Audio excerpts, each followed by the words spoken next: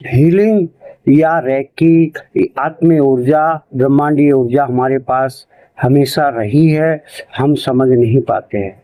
आपने अभी पीछे कुछ साल पहले एक कोरोना महामारी आई थी। अब उसमें आपने देखा होगा कितने परसेंट लोग मारे गए थे, परंतु आप सोचिए हमारे भारत में कितने लोग मरे। और हमारे भारत में भी गरीब, अनपढ़, जिसे गंवार कहते हैं, या गरीब ऐसे आदमी, झोपड़ी झोपड़ियों में रहने वाले आदमी कोई नहीं मरा। बहुत कम मात्रा में लोग मरे। जो लोग पश्चिम की तरफ भागने वाले थे, पश्चिमी विचार रखने वाले थे, अटरम सटरम खाने वाले थे, वही लोग ज्यादा मरे। क्यों?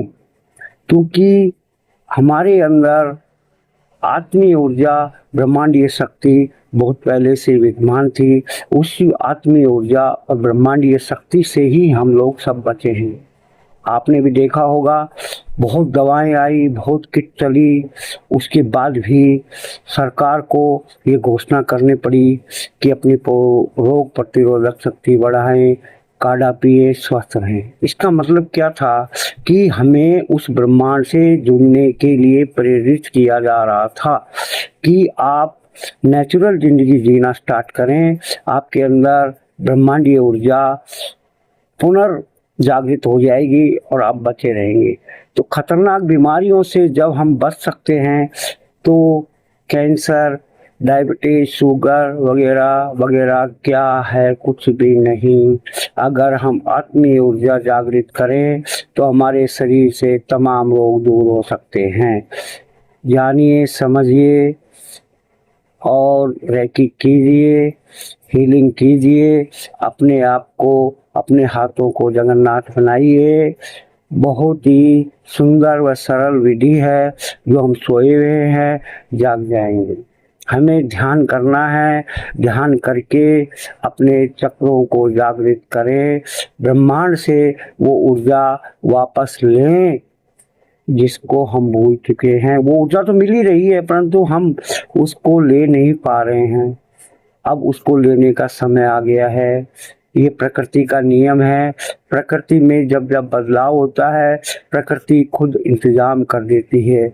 आज आप देखिए चारों तरफ सनातन का बोलबाला है।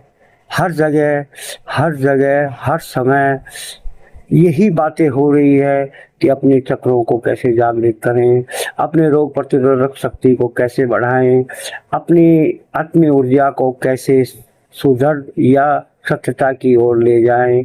यही सब बोलबाला सोशल मीडिया, टीवी वगैरह सब जगह हो रहा है। हर लोग, हर तरफ, हर समय यही बातें हो रही है कि अपने आप को ईश्वर से जोड़े, ईश्वर से जोड़े। ऐसा क्यों? ये हम नहीं कर रहे, ये प्रकृति कर रही है। इसके बारे में बहुत ही सुंदर चित्रण है कि हम लोग बहुत पहले से इस सृष्टि में जब से आए हैं, प्रकृति ने हमें सब कुछ देकर भेजा है। प्रकृति ने हमें सब कुछ दिया है। हम समय समय पर जब भूल जाते हैं तो प्रकृति स्वयं याद दिलाती है। इसके लिए सनातन धर्म में बहुत ही सुंदर सिंबॉलिक या उदाहरण के द्वारा समझाया गया है। जैसे हमने अपने नेचर में दो तरह के जीव पैदा कर लिए। एक सिंबॉलिक है, ये सत्यता नहीं है या है इस बारे में मैं नहीं जानता, परंतु मैं तो इसे एक उदाहरण ही मानूंगा। क्योंकि जहाँ सकारात्मक शक्ति होती है वहाँ नकारात्मक शक्ति भी होती है। यह एक विज्ञान की थ्योरी है। क्रिया व प्रतिक्रिया समान तथा विपरीत होती है। जहाँ सकारात्मकता होती है वहाँ नकारात्मकता भी होती है। इसीलिए हमारे पुरुषों ने उदाहरण दे दे कर लोगों को समझाया है। शुरू में एक कथन आता है कि देवता दानवों की लड़ाई दो ग्रहों के बीच में होती थी। आपने देखा होगा जलंधर का वगैरह, शिव का, विष्णु का, बहुत जगह बहुत राक्षसों से, हिरण्यकश्यप वगैरह बहुत से राक्षसों के बारे में वृत्तांत आता है कि अलग अलग ग्रहों से अलग अलग ग्रहों पर लड़ाई होती थी।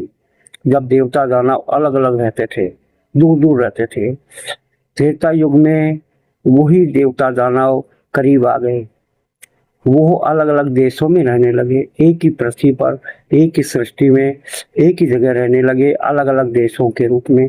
वहां पर राम रावण के युद्ध के बारे में समझाया गया है। एक सिंबॉलिक उदाहरण है कि हम नेगेटिव और पॉजिटिव एनर्जी के कितने करीब हैं, कितने दूर हैं, यही सब समझाया जाता है।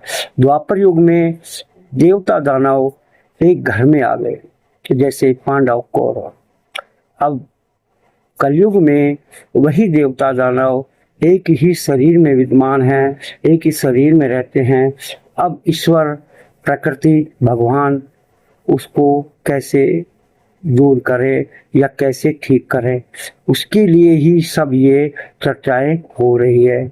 आज एक जगह शास्त्रों में आता है कल की अवतार लेंगे और कलयुग का अंत होगा, सतयुग आएगा। भाई साहब, कलयुग में कल की अवतार हो चुका है। आप समझिए, कल की कोई घोड़े पर बैठा हुआ कोई महापुरुष या कोई भगवान के रूप में नहीं आ रहा है। यह सब हमारे विचारों में आया है, क्योंकि दुश्मन को खत्म करने का तरीका भी यही है। जब एक ही शरीर में देवता दानव यानी सकारात्मक नकारात्मकता है तो उसको कैसे दूर करें। अगर शरीर को खत्म करते हैं तो दोनों खत्म होंगे। अब महापुरुषों ने या रेकी हीलिंग वालों ने यह सब जागृत करना स्टार्ट किया है कि अपने अंदर बैठे हुए राक्षस को मारो, अपने बैठे हुए अंदर नकारात्मकता को खत्म करो, अपनी ऊर्जा समझो, अपनी ताकत समझो कि आप देवता हो, आप भगवान के अंश हो, ईश्वर के अंश हो। यह समझना स्टार्ट करो। उसी के पर्पज में ही ये सब आजकल हो रहा है। मनुष्य का मन परिवर्तन करने की प्रेरणा चल रही है। अब आपको देखना है कि आप कब तक अपने आप को सुधार पाते हैं।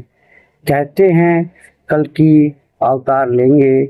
जो 7 अरब के आसपास दुनिया की जनसंख्या है, यह करीब 1 अरब रह जाएगी, 6 अरब जीव मर जाएंगे। इसका तात्पर्य यही है कि हम कम से कम 1 अरब आदमी, 1 अरब जीव समझ जाएं, अपने अंदर के नकारात्मक विचारों को, दुष्टता को, राक्षस प्रवृत्ति को खत्म करें। यही एक प्रेरणादायक समय चल रहा है। इसमें आप जितना सहयोग करेंगे आपको उतना ही फायदा होगा। यह सनातन धर्म का सुंदर चित्रण है।